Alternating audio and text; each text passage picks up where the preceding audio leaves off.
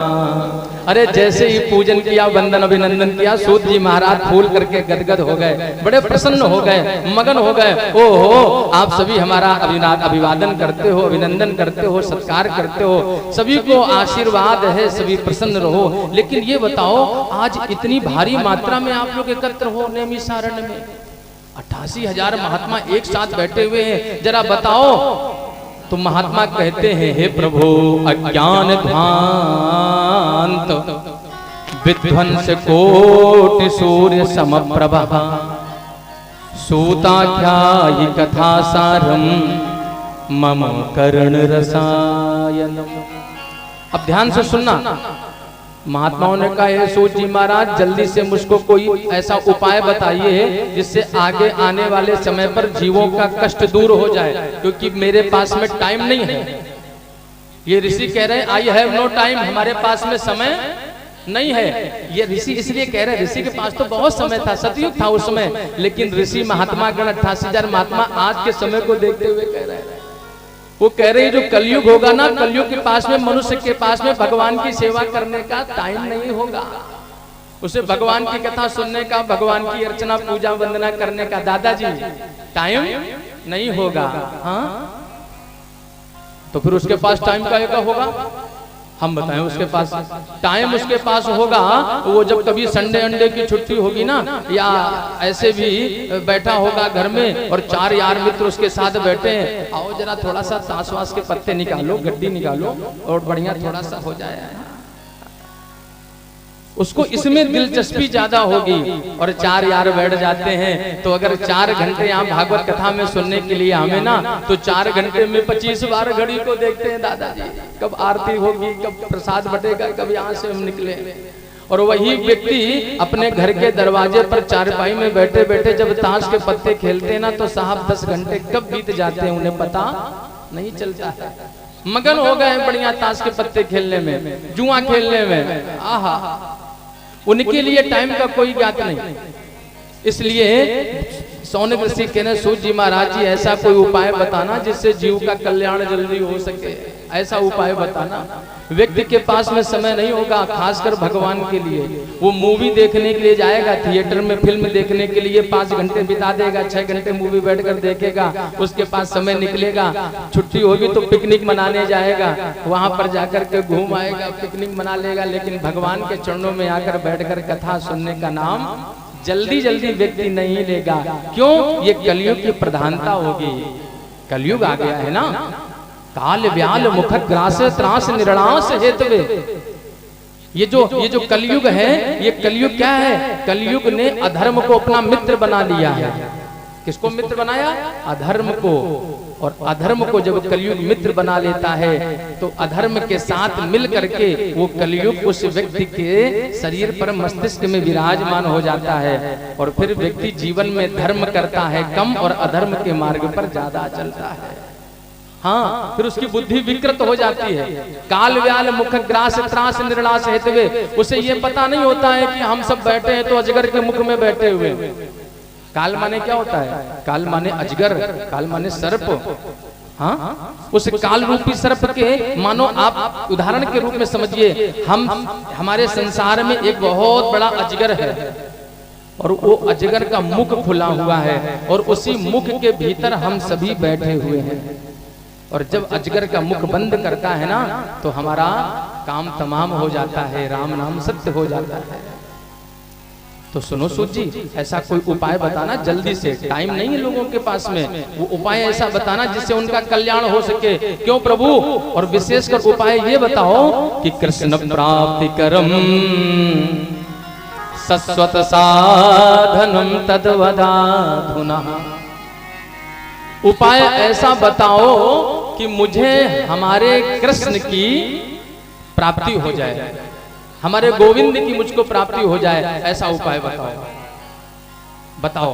अब यहाँ जितने भगत बैठे हैं, जब आप अपने पंडित जी के पास जाते हैं या अपने महात्मा जी के पास, अपने गुरु जी के पास जाते हैं, तो सच बताना, आप उनसे कौन सा प्रश्न करते हो?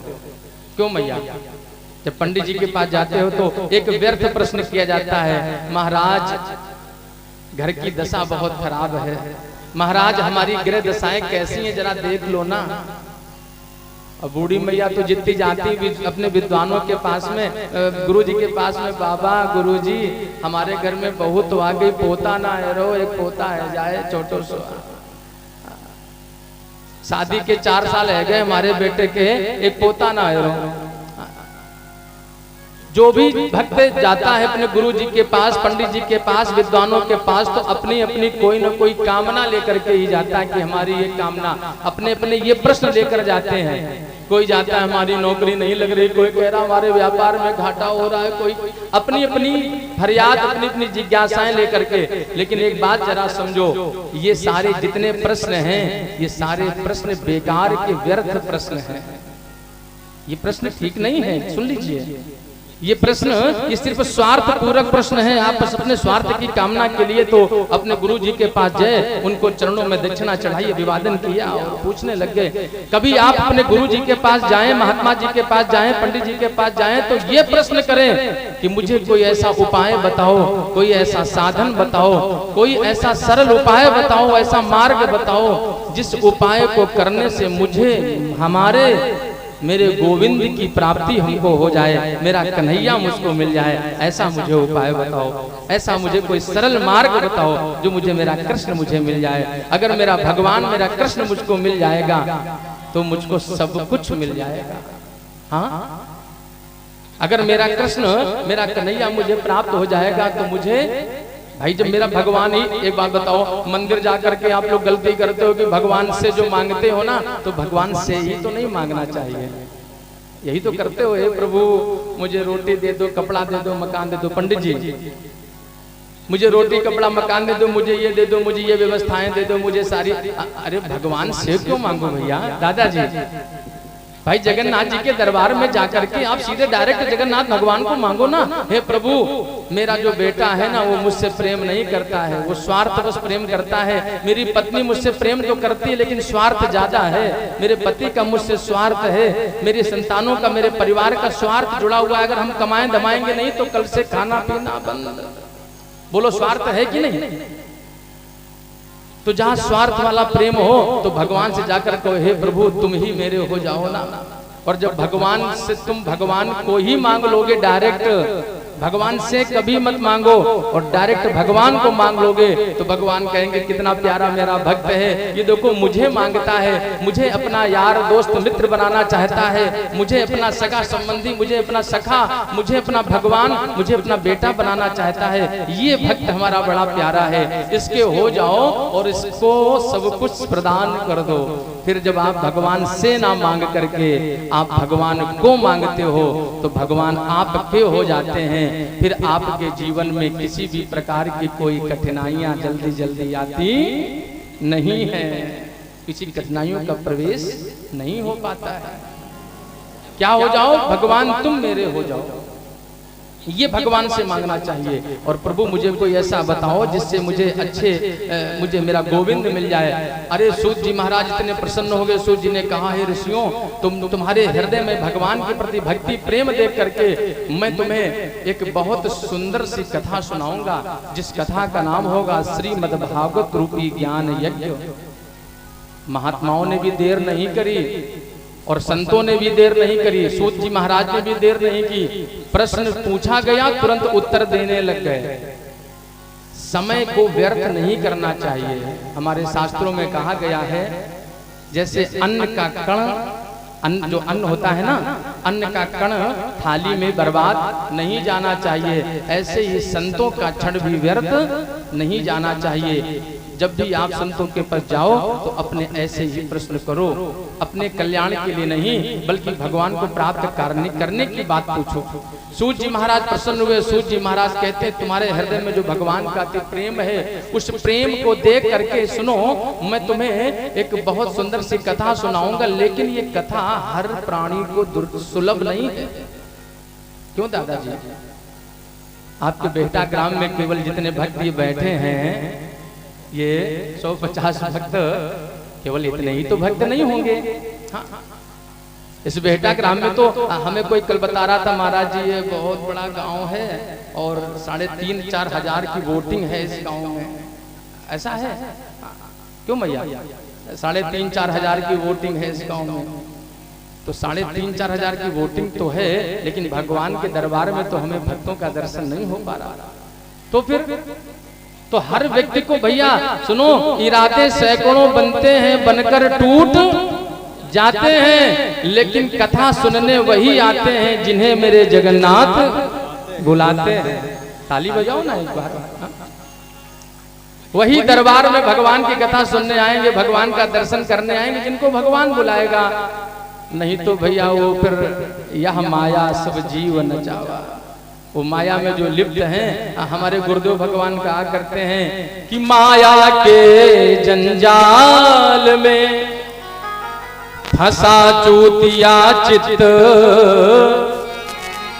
माया के जंजाल में वो चूतिया चित्त फंसा हुआ है, पागल है माया के जाल में फंस करके, और समझाए समझत नहीं, कथा सुनत है नित्य।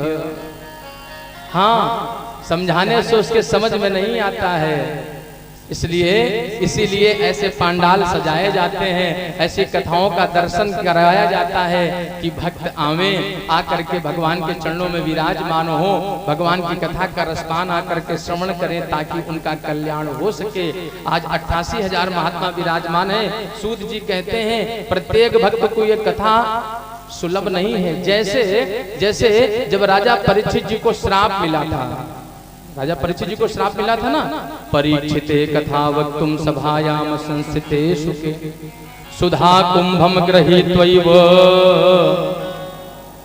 देवास्तत्र समागमन। जब राजा परीक्षित जी को श्राप मिल गया था तो उनका कल्याण करने के लिए सुखदेव भगवान जी आए थे, और सुखदेव भगवान जी भागवत की कथा परीक्षित जी को सुना रहे थे। तो उसी समय देवलोक से कुछ देवता आ गए थे। क्यों आए थे? उनके देवताओं के हाथ में एक कलश था। उन्होंने देवताओं ने सोचा सुखताल नदी के तट पर राजा परीक्षित जी बैठे हुए हैं, और वहीं पर सुखदेव भगवान जो व्यास नंदन है, व्यास जी के पुत्र हैं, वो 16 वर्षीय सुखदेव जी भगवान राजा परीक्षित जी को कथा सुना रहे हैं, भागवत का अमृत का पान करा रहे हैं। चलो भैया हम भी कथा सुन आए। तो आज सभी देवता भी तैयार हो गए, देवलोक से तैयार हो गए, और तैयार होकर के अपने गुरुदेव से आज्ञा मांगी। तो उन्होंने सोचा कि हम जा तो रहे कथा सुनने, कुछ लेकर के भी तो जाएं। जरा सुनना, हमारे शास्त्रों में लिखा है जब आप किसी दरबार में जाएं, किसी देवालय में जाएं, किसी मंदिर में जाएं तो खाली हाथ नहीं जाएं। क्या लेकर जाएं? कुछ दक्षिणा भगवान के वहां चरणों में चढ़ाएं, कुछ फल मिष्ठान चढ़ाएं, या आपके पास में फल। अच्छा, शास्त्र में लिखा है कि किसी दरबार मंदिर में जाएं, कथा सुनने जाएं तो खाली हाथ ना जाएं। अपने गुरु जी के यहाँ जाएं। आपके अगर कोई गुरुदेव हैं, आपने कोई दीक्षा ले रखी है, तो गुरुदेव के पास दरबार में जाएं तो खाली हाथ ना जाएं। एक पिता अपनी बेटी के यहाँ, अगर उसकी बेटी ब्याही है, अपनी बेटी के यहाँ जाए तो खाली हाथ नहीं जाना चाहिए। अपने किसी राजा के यहाँ जाएं, राजा के यहाँ का मतलब है कोई अपने मंत्री विधायक, अपने जो भी इष्ट हैं उनके यहाँ जाएं, प्रमुख के यहाँ जाएं तो खाली हाथ ना जाएं। क्या लेकर जाएं? बोले पत्रम पुष्पम फलम तोयम यो में भक्त्या प्रयच्छति। पत्रम, पत्र माने क्या होता है दादाजी? अभी आपने चढ़ाया, आप ऐसे घूर करना देखो कि पंडित जी तो कह रहे हैं दक्षिणा पहले चढ़ाओ, आके कथा वथा तो बाद में सुनो, पहले दक्षिणा चढ़ाओ। भाई श्लोक आ गया तो उसका मुझे हमारा दायित्व है कि प्रत्येक कथा का सार बताते हुए चलना है, प्रत्येक अर्थ को समझाते चलना है। तो लिखा हुआ है पत्रम पुष्पम फलम तोयम यो में भक्त्या प्रयच्छति। सूत जी महाराज कह रहे हैं सबसे पहले पत्र चढ़ाओ। पत्र माने दक्षिणा चढ़ाओ भगवान के चरणों में, क्योंकि दक्षिणा पत्र चढ़ाने से आपके घर का जो द्रव्य है, आपके घर की जो माया है वो क्या हो जाती है?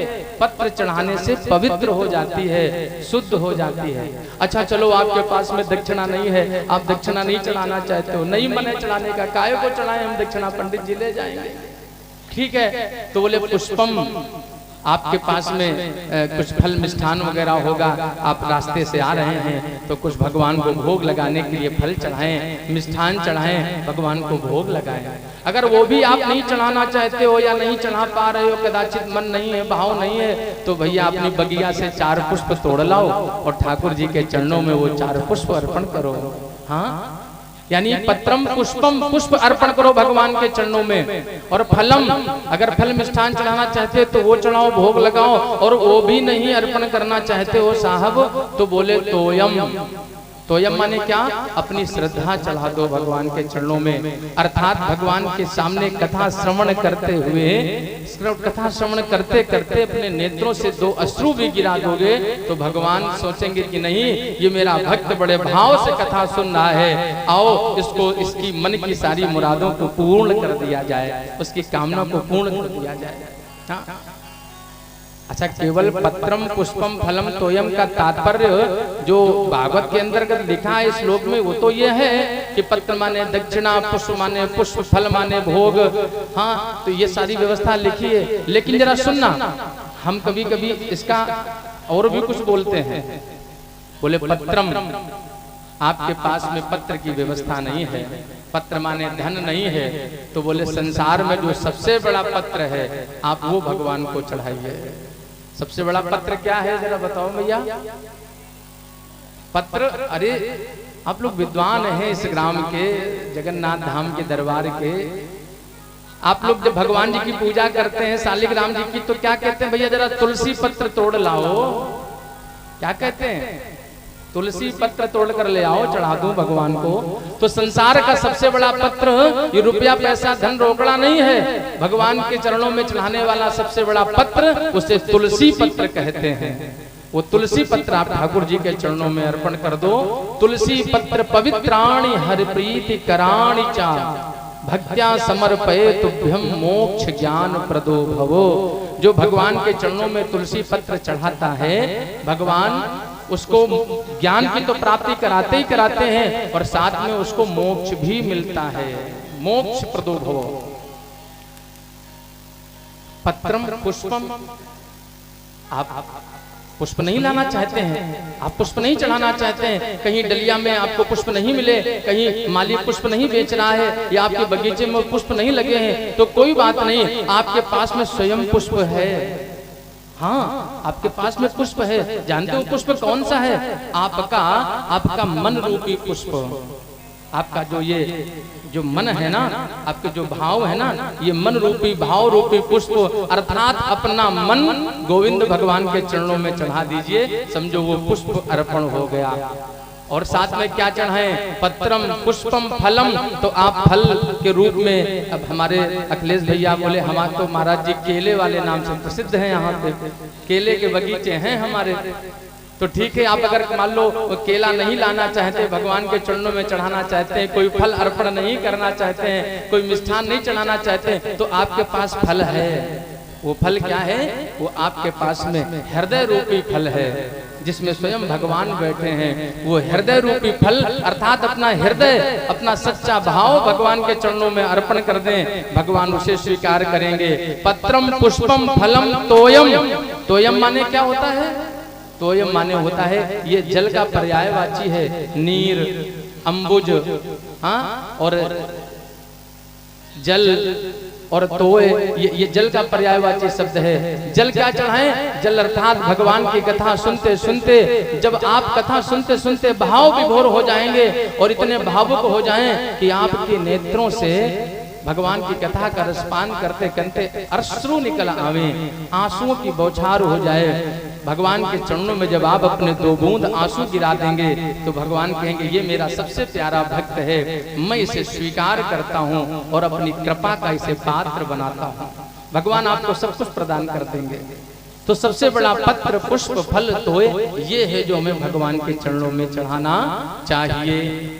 तो बोले खाली हाथ नहीं जाना है, कुछ लेकर के जाओ। तो बोले लेकर के क्या जाऊं? तो महत्व उन देवताओं के मन में आया, मेरे पास में अमृत रखा हुआ है, एक कलश रखा था जो समुद्र मंथन से अमृत निकला था ना, वो अमृत का कलश रखा है। चलो मैं जरा ये राजा परीक्षित जी को पिलवा दूंगा, राजा परीक्षित जी अमर हो जाएंगे और बदले में भागवत कथा हमको मिल जाए। पहुंच गए सुखदेव जी के पास में। सुखदेव जी से आग्रह किया, महाराज ये अमृत इनको पिला दीजिए और भागवत का अमृत मुझे पान करा दीजिए। सुखदेव भगवान ने उन देवताओं को डांट लगाई, बोले लज्जा नहीं आती तुम्हें? तुम इस अमृत के बदले इस अमृत की तुलना करते हो? अरे ये जो तुम्हारा कलश में अमृत भरा हुआ है ना, इस अमृत को पीने के बाद भी जीव को मरना पड़ता है। जितने देवताओं ने पान किया, क्या वो कोई जीवित है? बताना जरा। हाँ, जो समुद्र मंथन से अमृत निकला था तो भगवान ने देवताओं को पिलाया था, तो देवताओं ने उस अमृत का पान किया, तो क्या वो देवता तुम्हें सामने दिखाई पड़ते हैं? जीवित है देवता? वो देवता मूर्ति में तुम्हें दिखाई पड़ेंगे, लेकिन देवता कोई सम्मुख नहीं है। लेकिन भागवत रूपी अमृत जो पान कर लेता है, पुनरपि जन्मम पुनरपि मरणम पुनरपि जननी जठरे शयनम, उस अमृत को पीने के बाद भी आपको मरना पड़ेगा, जन्म लेना पड़ेगा। लेकिन भागवत रूपी अमृत पीने के बाद में आपको इस धरती पर दोबारा जन्म लेना नहीं पड़ेगा। आपको साक्षात भगवान का साक्षात्कार हो जाएगा और भगवान के दरबार में आप पहुंच जाओगे, उनके धाम में पहुंच जाओगे, उनके चाकर उनके सेवक बन करके रमण करने लग जाओगे, भगवान के सेवक हो जाओगे। जो एक बार सच्चे मन से, ये नहीं कि जब भी मन किया तब चले आए, बीच में मन किया चले आए, 4 बज गया चले आ रहे कथा सुनने ना। जो प्रारंभ से भगवान की कथा का रस स्वादन करता है उसका जीवन कृतार्थ होता है। डांट करके भगा दिया। सारे देवता आए, गुरु बृहस्पति जी से शिकायत करने लगे, मुझे सुखदेव जी ने डांटा। बृहस्पति जी ने कहा, अरे तुम क्या करने के लिए गए थे, क्यों डांटा? सारी बात बताई। अब जितना सुखदेव जी ने देवताओं को डांटा था उससे कहीं ज्यादा गुरु जी ने डांट लगाई, फटकार लगाई। बोले तुम्हें लज्जा नहीं आती? तुम अमृत की तुलना वहां भागवत रूपी अमृत से करने के लिए गए थे। अरे वो भागवत ग्रंथ कोई साधारण ग्रंथ नहीं है। क्या तुमने समझ रखा है? ये भागवत कथा हो रही है, क्या कोई हंसी खेल हो रहा है क्या? हाँ, या कोई व्यथा हो रही है क्या? ये बड़े बड़े धनवान भी हो जाते हैं, बड़े बड़े सेठ हो जाते हैं, फिर भी उनके मन में भाव नहीं आ पाता है कि भागवत की कथा करा पाए, भागवत की कथा सुन पाए। ये किसी बिरले व्यक्तियों को ही मिलती है, वो भगवत भक्त को ही प्राप्त होती है। जो भगवान का सच्चा भक्त होता है उसी को कथा सुनने को मिल पाती है। और तुमने इस ग्रंथ को कोई साधारण पुस्तक समझ रखा है? और तुम्हें प्रमाणित करके दिखाते हैं ये ग्रंथ है क्या। गुरुजी ने एक बहुत बड़ी सी तराजू मंगवाई, बहुत बड़ी सी तराजू, और उस तराजू के एक पलड़े में भागवत रूपी ग्रंथ को रखा। ध्यान से सुनना, एक पलड़े में भागवत रूपी ग्रंथ को रखा और एक पलड़े में और भी बहुत सारे ग्रंथों को रखा। कई ग्रंथ रख दिए गए और भी कई पदार्थ रख दिए गए। और बाद में गुरुजी ने कहा, अब तराजू की डोरी को उठाओ। और जैसे ही तराजू की डोरी को उठाया गया, अब जिस पलड़े में भागवत रूपी ग्रंथ रखा था और जिस पलड़े में बहुत सारे ग्रंथ और अमृत का कलश भी रखा था, अमृत का कलश भी रखा उसमें, और जैसे ही डोरी उठाई तो अब बताओ बाहर किधर जाता था? बाहर तो जहाँ बहुत सारे ग्रंथ थे, अमृत का कलश भी था, वो बाहर ज्यादा था, तो वो पलड़ा नीचे झुक जाना चाहिए। लेकिन ये क्या, जिसमें केवल भागवत रूपी ग्रंथ रखा हुआ है, जैसे ही तराजू की डोरी उठाई गई तो वो पलड़ा नीचे की ओर झुक गया और भागवत भगवान की विजय हो गई। बोलो भागवत भगवान की हो। राज्यो मोक्षम तथा वीक्ष पुरा धाता विस्मितः सत्यलोके तुलां बद्ध्वा तोलयत साधनान्यजः। ये देखकर सभी विस्मृत हो गए। गुरु बृहस्पति ने कहा, हे मूर्ख देवताओं, तुम्हें लज्जा नहीं आई? तुमने इस ग्रंथ को साधारण ग्रंथ समझ रखा था। ये ग्रंथ साधारण नहीं है, ये भगवान श्री कृष्ण का साक्षात निस्सग्रह ग्रंथ है। जब द्वापर चल रहा था ना, सतयुग के बाद त्रेता, त्रेता के बाद द्वापर आया और द्वापर चल रहा था, द्वापर का अंतिम समय आया और उसी समय अर्जुन के सामने ही भगवान साक्षात गोलोक धाम सिधारने लगे। और जब गोलोक धाम पधारने लगे तो अर्जुन से कुछ बता करके गए थे। अर्जुन ने कहा, प्रभु तुम चले जाओगे, हम अकेले हो जाएंगे, फिर हम क्या करेंगे, आपके बिना कैसे रहेंगे? हे प्रभु, हम आपके बिना नहीं जी पाएंगे। हे प्रभु, हम कैसे क्या करेंगे, जीवन में क्या कर पाएंगे? आपके बिना तो हमारे प्राण छूट जाएंगे, आपके बिना हमारे भाइयों का क्या होगा, आपके बिना हमारी मैया, आपकी बुआ जी का, कुंती जी का क्या होगा? अर्जुन जी पूछने लगे थे, तब भगवान जी ने जाते जाते अर्जुन से कहा था, सुनो, मेरे जाने के बाद श्री वेदव्यास भगवान जी के द्वारा एक ग्रंथ प्रकट होगा, जिस ग्रंथ का नाम होगा श्रीमद् भागवत महापुराण। और उस ग्रंथ में स्वयं भगवान कृष्ण कहते हैं, मैं साक्षात सूक्ष्म रूप बना करके इस ग्रंथ में प्रविष्ट कर जाऊंगा और साक्षात श्री कृष्ण रूप में भागवत भगवान का ग्रंथ का जो अनुसरण करेगा उस जीव का कल्याण हो जाएगा, यानी दर्शन भी करेगा तो कल्याण हो जाएगा। और जब भगवान जी जाने लगे थे ना, तब अर्जुन से कहा था कि हे अर्जुन सुनो, मैं तो जा रहा हूं और मेरे जाने के बाद में ये द्वापर भी समाप्त हो जाएगा, और द्वापर के बाद फिर क्या आएगा, फिर कलयुग आएगा। और सुनो अर्जुन, इस कलयुग में सचेत रहना होगा, और इस कलयुग में होगा क्या ये मैं तुम्हें अभी से बता देता हूं। अर्जुन को बता करके गए थे भगवान श्री कृष्ण। कहते हैं, हे अर्जुन, क्या तुम्हें पता है अये अर्जुन, मेरा द्वापर जाने वाला है, अन्याय और पापों से भरा अब कलयुग आने वाला है।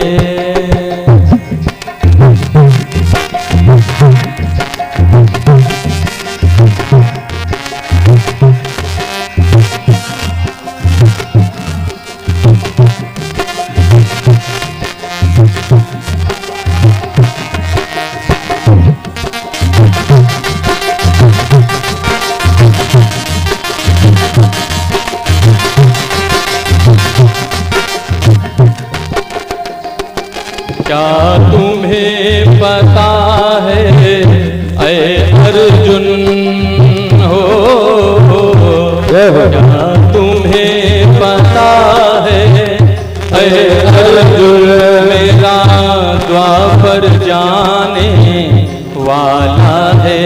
क्या तुम्हें पता है अये अर्जुन, मेरा द्वापर जाने वाला है, अन्याय और पापों से भरा अब कलयुग आने वाला है।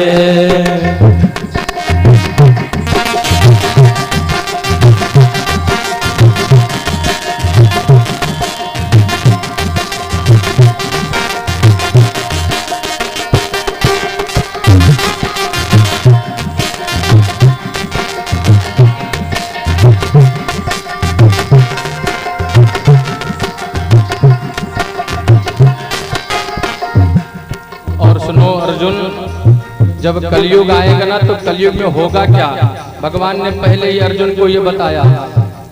इस कलयुग में ना पुत्र पिता की कदर करे। कलयुग में जो होगा सुन लीजिएगा, वो अर्जुन को बताया भगवान ने जाते जाते। ना पुत्र पिता की कदर करे, भैया मारेगा भैया को। हाँ, ना पुत्र पिता की कदर करे, भैया मारेगा भैया को। पत्नी का पति गुलाम बने, बेटा मारेगा मैया को। मारेगा भैया को, बेटा मारेगा मैया को। बेटा मारेगा मैया को, बेटा मारेगा भैया को। इन भोले भाले भक्तों पर, इन भोले भाले भक्तों पे अब मातम छाने वाला है। अन्याय और पापों से भरा अब कलयुग आने वाला है। अब कलयुग आने वाला है। तुम्हें पता है अये अर्जुन हो,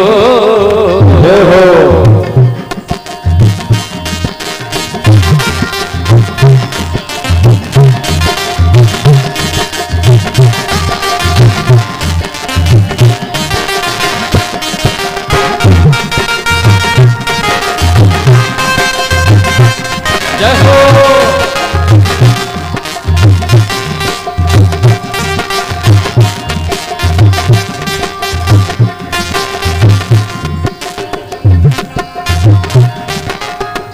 और क्या होगा हे अर्जुन जरा सुनो, ये सच्चाई है कलयुग की।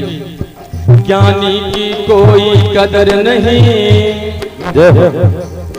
आज इस कलयुग में अगर कोई ज्ञानी आपके बीच में आ जाएगा ना ज्ञान बांटने के लिए, तो लोग कहेंगे अरे बेकार है। हाँ, और कोई ढकोसला फैलाने वाला बाबा आ जाएगा तो कहेंगे हाँ इसके चमत्कार में बहुत बड़ा नमस्कार है, इसको चमत्कार बहुत बड़ा है तो इसको नमस्कार करो। कभी कभी यही होता है साहब, कलयुग में आपको ज्ञानी की कोई कदर नहीं रहेगी और किसी झूठे जालसाज में, झूठे बाबाओं के चक्कर में, झूठे फरेब में, झूठ के चक्कर में, हाँ उल्टे सीधे विचार के चक्कर में आप फंस जाएंगे। लेकिन अगर कोई ज्ञानी आपके बीच में आ जाए तो उसकी कदर नहीं होती है, लेकिन ज्ञानी की ज्ञानी ही कदर करता है। लेकिन होगा क्या कलयुग में, ज्ञानी की कोई कदर नहीं, अज्ञान बिकेगा कलयुग में। ज्ञानी की कोई कदर नहीं, अज्ञान बिकेगा कलयुग में। ज्ञान बिका था सतयुग में, भगवान बिकेगा कलयुग में। भगवान बिकेगा कलयुग में, भगवान बिकेगा कलयुग में। सतयुग में कौन बिका था? सतयुग में इंसान बिका था। कौन इंसान बिका था? राजा हरिश्चंद्र ने अपने आप को बेच डाला था। किस लिए? अपने धर्म की रक्षा के लिए। हमारा धर्म ना जाने पाए, हमारा सब कुछ चला जाए, मुझे स्वीकार है। और राजा हरिश्चंद्र ने अपने आप को बेच दिया, अपनी पत्नी तारा को बेच दिया, अपने पुत्र रोहित नाम का जो रोहित था उसको भी बेच दिया, अपने आप को बेच दिया, लेकिन अपने धर्म का दामन नहीं छोड़ा। इंसान बिका था सतयुग में, भगवान बिकेगा कलयुग में। भगवान बिकेगा कलयुग में, भगवान बिकेगा कलयुग में। ऐसा लगता है अर्जुन, ऐसा लगता है अर्जुन, ये धर्म तो सोने वाला है, अन्याय और पापों से भरा अब कलयुग आने वाला है, अब कलयुग आने वाला है, अब कलयुग आने वाला है। क्या तुम्हें पता है ऐ अर्जुन, मेरा द्वापर जाने वाला है। तुम्हें पता है ऐ अर्जुन, मेरा द्वापर जाने वाला है। अन्याय और पापों से भरा अब कलयुग आने वाला है, अब कलयुग आने वाला है, अब कलयुग आने वाला है। क्या तुम्हें पता है ऐ अर्जुन, मेरा द्वापर जाने वाला है और अन्याय और अधर्म से भरा। आज अधर्म ज्यादा फैल रहा है, अन्याय ज्यादा फैल रहा है साहब। धर्म को मानने वाले बहुत कम हैं, बहुत कम हैं।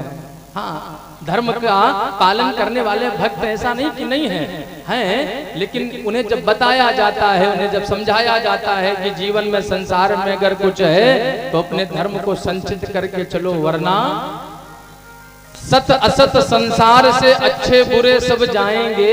एक बात सुन लो दादाजी, सत असत संसार से अच्छे बुरे सब जाएंगे, लेकिन नेकी बदी के बस यहाँ झंडे गड़े रह जाएंगे। जाने न देना धर्म, मत करना लोभ धन धाम का।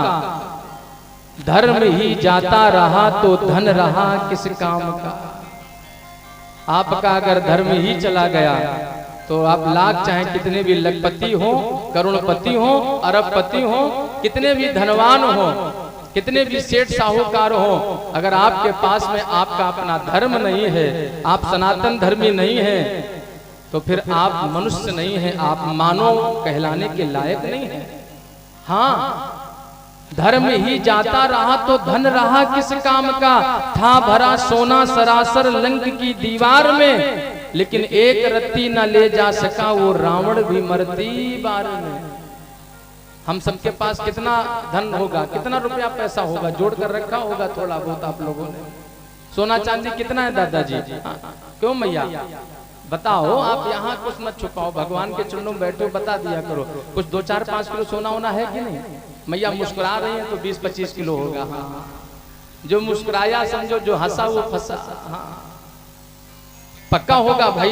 ये बड़ा ही सनातन धर्मी बेटा बुजुर्ग है, बुजुर्गों की संपत्ति यहाँ तो होगी माना होगा आपके पास में।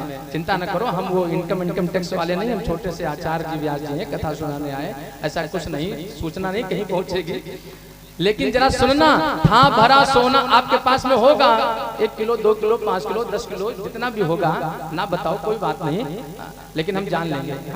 था भरा सोना सरासर लंक की दीवार में, हम आपके पास में 2-4-5-10 किलो सोना होगा, 1 लाख 2 लाख 10 लाख 20 लाख 100 लाख 1 करोड़ 2-4-5 करोड़ की संपत्ति होगी, 10 करोड़ की 20 करोड़ की दादाजी।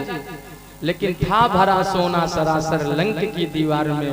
रावण के पास तो भैया सोने की लंका थी, बोलो थी कि नहीं? रावण के पास सोने की लंका थी पूरी की पूरी, लेकिन एक रत्ती न ले जा सका वो रावण भी मरती बार में। जब वो रावण मरा ना तो अपने साथ एक भी रत्ती सोना नहीं ले गया।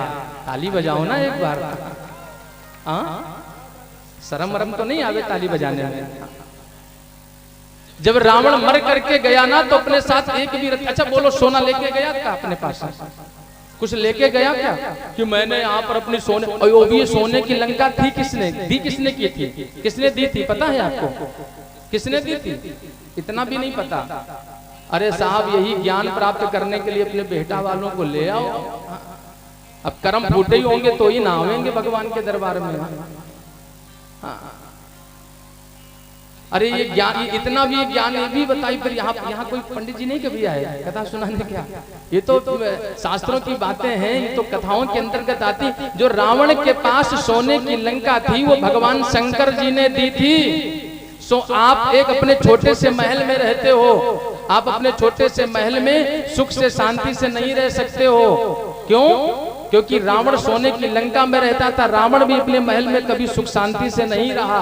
चाहे जितना भी हमारे पास में हो जाए, हम सुख शांति से नहीं रह सकते जब तक हमारे पास में धर्म नहीं होगा। अगर आप सनातन धर्मी हैं, धर्म का पालन करने वाले भक्त हैं, तो आप एक घास की झोपड़ी भी बना करके, एक पर्णकुटी बना करके भी उसमें विचरण कर लेंगे और चैन की नींद आप सोएंगे। आप खेत में भी एक अपने ईंटे की तकिया लगा करके सो जाएंगे ना तो बड़ी प्यारी सी नींद आएगी। वो नींद आपको डंलप के गद्दे पर लेट करके नहीं आएगी। अगर आपके पास में आपका सनातन धर्म जिंदा है तो भगवान शंकर जी ने दिया था। भगवान शंकर जी ने ये लंका अपने लिए बनाई थी, ये सोने का महल अपने लिए बनाया था। भाई गौरा सती जी का जब गमन हो गया तो गौरा जी से विवाह हुआ। गौरा जी आई, गौरा जी ने कहा बाबा मैं शमशान घाट में नहीं रहूंगी। बाबा ने कहा फिर? बोले एक महल ऐसा बनवा दो, मुझे पर्वत पर नहीं रहना। गौरा कहती है एक महल ऐसा बनवा दो, मुझे पर्वत पर नहीं रहना। एक महल ऐसा बनवा, मुझे पर्वत पे नहीं रहना। जो भी देखे यही कहे भाई क्या कहना, भाई क्या कहना। जो भी देखे यही कहेगा, क्या कहना भाई क्या कहना। एक महल ऐसा बनवा दो, मुझे इस पर्वत पर नहीं रहना, और ऐसा महल बनवाओ। तो भगवान शंकर ने कहा ऐसा महल बनवाऊंगा, जो भी देखेगा वो यही कहेगा वाह, ऐसा महल मैं पहली बार देख रहा हूँ। आओ कुबेर जी, आपको आज्ञा है ऐसा महल बनाओ। कुबेर जी ने कहा महाराज सबसे बड़ा ऐसा महल तो सोने का ही महल बनेगा। सुंदर सा स्वर्ण महल बन करके तैयार हो गया। अब सोने का महल तो बन गया, अब बोले पूजा करने के लिए कौन आए? अब दीपक महाराज जी थोड़ी ना गए थे गृह प्रवेश कराने के लिए। सबसे बड़ा विद्वान, परम विद्वान उस समय कौन था?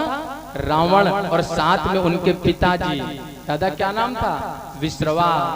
विश्रवा जी गए, रावण भी तब साथ में था, छोटा था। रावण भी पहुंचा, बड़े धूमधाम से बड़ी भव्यता से वेद मंत्रों से गृह प्रवेश कराया।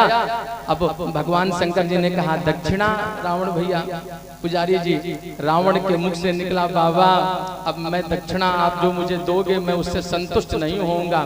तो बाबा ने कहा फिर क्या तुम्हें चाहिए? बोले इतना सुंदर सा महल मुझे बहुत अच्छा लग रहा है, आप यही महल मेरे को दे दो। भगवान शंकर ने कहा दे दिया। बाबा ने देर नहीं लगाई और वो सोने का महल रावण को प्रदान कर दिया, और रावण उस महल को लेकर के चला। अब देखिए रावण जब महल को लेकर चला गया तो गौरा ने कहा वारे भोलेनाथ, जय हो बाबा, महल बनवाया मेरे लिए तुमने, प्रदान कर दिया रावण को। मैं श्राप देती हूँ कि इस महल में वो रावण रहेगा जरूर, लेकिन उसे शांति नहीं मिलेगी। सोने के महल में रावण जब तक रहा, जब से रावण उस महल में शिफ्ट हुआ, अपना बोरिया बिस्तर लेकर के प्रवेश किया, रावण को उस महल में शांति नहीं मिली। याद रख लेना, हम भले ही कितना ऊंचा महल कितना बंगला बनवा लें, अगर हम धर्म से नहीं जुड़े हैं, अगर हम सत्य से नहीं जुड़े हैं तो हमें शांति नहीं मिल सकती है। हाँ, जो धर्म से जुड़ा है, था भरा सोना सरासर लंक की दीवार में, और एक रत्ती ना ले जा सका वो रावण भी मरती बार में। वो रावण भी जब मरा तो एको रत्ती सोना अपने साथ में लेकर के नहीं गया। इसलिए हम सब ये भूल जाएं कि जब मरेंगे कि साथ में कुछ लेकर के जाएंगे। बोलो भैया कुछ साथ में लेके जाओगे? छोड़ कर संसार जब तू जाएगा, सुन लीजिए, छोड़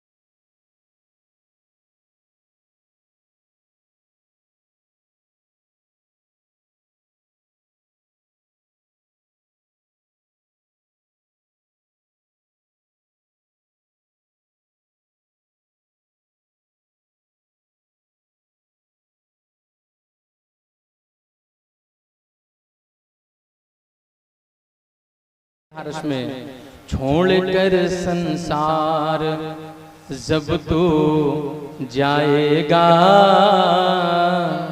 भैया कोई ना साथी तेरा साथ निभाएगा। छोड़ कर संसार जब तू जाएगा, कोई न साथी तेरा साथ निभाएगा। छोड़ कर संसार जब जाएगा, कोई न साथी साथ निभाएगा। छोड़ कर संसार जब तो जाएगा, कोई न साथी तेरा साथ निभाएगा। तू कहता मेरा मेरा ये दुनिया रैन बसेरा, तू कहता मेरा मेरा यो दुनिया रैन बसेरा।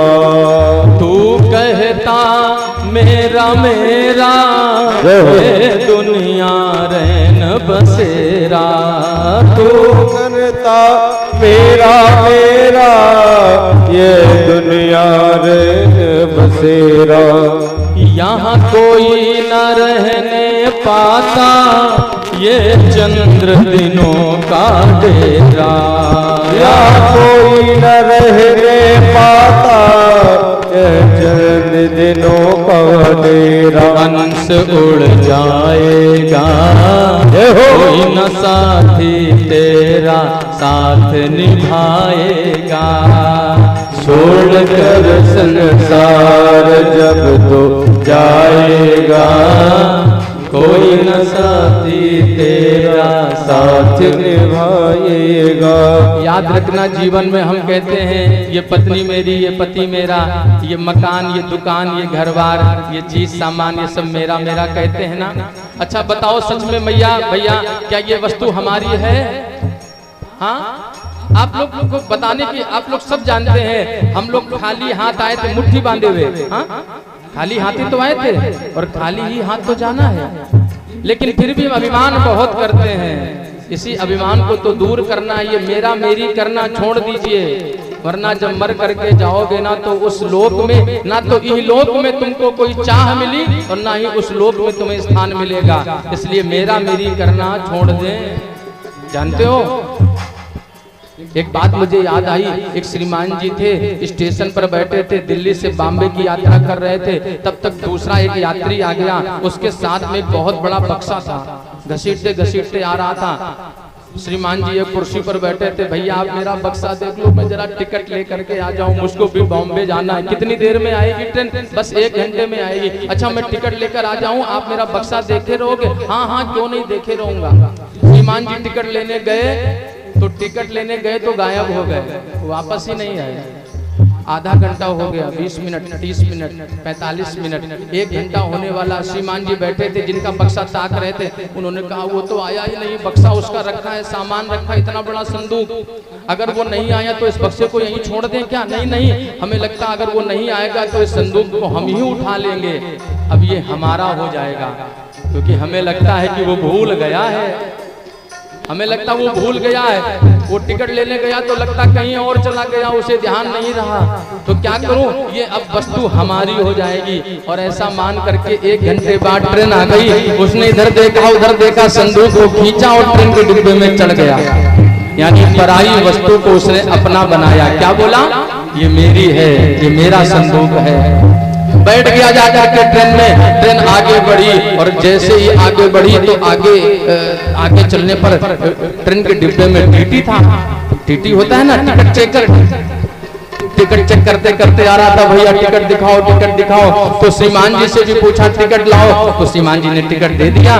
बोले इतना बड़ा बक्सा, ये संदूक यहाँ लेके चलते हो, इसको लगेजर में जो सामान वाला डिब्बा होता है उसमें डालना चाहिए, इसमें क्या है? जैसे ही उसने पूछा क्या है तो इस श्रीमान जी का चेहरे में पसीना आ गया, क्योंकि ये वस्तु इसकी तो थी नहीं। बोले बस भैया इसमें मेरा सामान है और ये हमारी है, तो मैंने इसको यहीं पर। श्रीमान जी को देख करके जब उसके घबराहट स्वरूप को देखा, घबराए हुए चेहरे को, तो टीटी को थोड़ी शंका हो गई। टीटी ने कहा जरा खोलो बक्से में, इतना बड़ा बक्सा लेकर चलते हो और इसको सामान वाले लगेजर वाले डिब्बे में रखना चाहिए, क्या है जरा खोल करके दिखाओ। लेकिन उसके पास चाबी तो थी नहीं, ताला बंद है, चाबी थी नहीं। अब उसने कहा मेरे पास चाबी हो, ट्रेन के डिब्बे में चढ़े तो चाबी कहीं गिर गई। टीटी को पूरी की पूरी शंका हो गई। आगे चैन खिंचवा करके और ट्रेन को रुकवाया गया। ट्रेन रुकी, श्रीमान जी को उतारा गया, संदूक को उतारा गया। बोले जरा इनका बक्सा चेक करो क्या है। एक तो पुलिस वाले आए, जैसे ही बक्से को ताले को तोड़ा तो जैसे ही ताला टूटा तो संदूक के भीतर एक मरी हुई लाश निकली। उस बक्से के भीतर मरी हुई लाश लेटी हुई थी। वो व्यक्ति आया था, चकमा देकर भाग गया और संदूक वहीं छोड़ गया था। और उन्होंने कहा ये संदूक तो मेरा हो गया, ये वस्तु मेरी हो गई। यानी दूसरे की वस्तु को मेरा कहा, और जैसे ही देखा मरी हुई लाश को चिल्ला पड़ा नहीं नहीं ये बक्सा मेरा नहीं है। अब कह रहा मेरा नहीं है। उस टीटी ने कहा अभी तो कह रहा था मेरा है मेरा है, अब कह रहा मेरा नहीं। नहीं नहीं ये दूसरे। अब उसकी बात कोई मानेगा क्या? तुम्हारे पास पाई गई, तुमने कहा ये मेरा है तो तुम्हारी मानी गई। पुलिस वाले आए, हथकड़ी लगाई और हथकड़ी लगा करके अब उस पर कौन सी दफा चलेगी? मर्डर की कौन सी दफा होती है? 302 की दफा। हाँ, 302 की दफा उस पर लग गई। उसने एक बार कहा ये बक्सा मेरा है, ये संदूक मेरा है। 300 की दफा में वो लपेट गया। और आप हम सभी लोग जीवन में क्या करते हैं? ये घर भी मेरा, ये परिवार भी मेरा, ये दुकान भी मेरा। तो जरा विचार करो, हम सब पर कितनी 302 की दफाएं लगेंगी? कभी सोचा है? हाँ, तू कहता मेरा मेरा, ये दुनिया रैन बसेरा। क्यों कहता